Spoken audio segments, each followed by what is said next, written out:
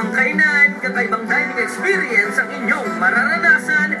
Kaya naman ang inyong samahan na tuklasin ang mga putaheng ipinagmamalaki ng mga restaurant.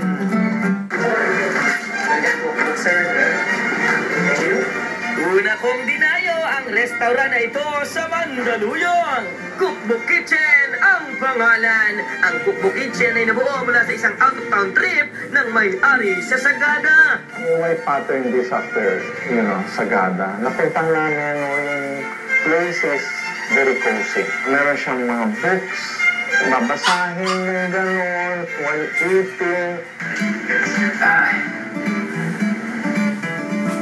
So ito na pala yung pinagmamalaki rito mga pagkain. Yes. Ito, Ilocos pasta. Sukang Ilocos na. Yun na.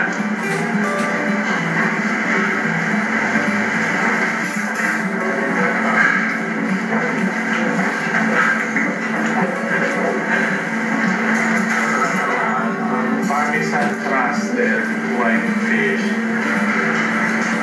Chef, anong klaseng isda po ito? Dory. Ito ang Temecula ribs.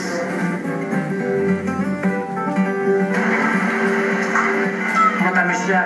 Parang hamon na may lasa rin ng lechon. Sunod kong pinuntahan ang restaurant sa Manila na talaga namang binabalik-balikan.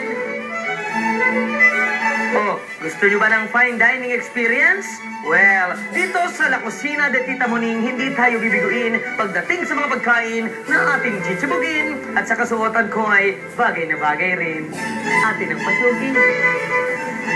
Pagpasok mo pa lang sa bahay, abay sa'yo itatambat mga antigong kagamitan na talaga namang inyong kahuhumalingan.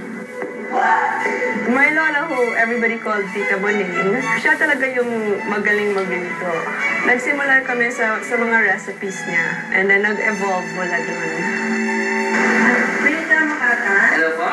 Dito, mai-experience mo rin daw kung paano pinagsisilbihan ang mga bisita sa hapagkainan. Ilan sa kanilang mga pinagmamalaking putahe ay ang Paella Valenciana. Tita Moning's lengua cooked in white wine. Lengua nila, anak ko. Tita Moning's chicken relleno.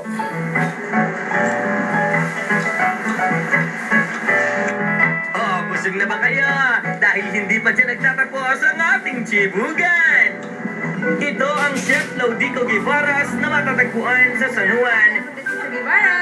Isang resto na perfect spot sa family bonding, business meeting, casual dining, at sa mga importanteng araw ng buhay nyo. Ang buffet style nila, sigurado may enjoy, banyaga ka man o Pinoy. We thought of putting a buffet kasi magandang part ng childhood ko. Yung get-togethers, yung fiesta, sama-sama sa bahay. It's always a fun happening. So talagang yun ang ginawa namin concept for this house.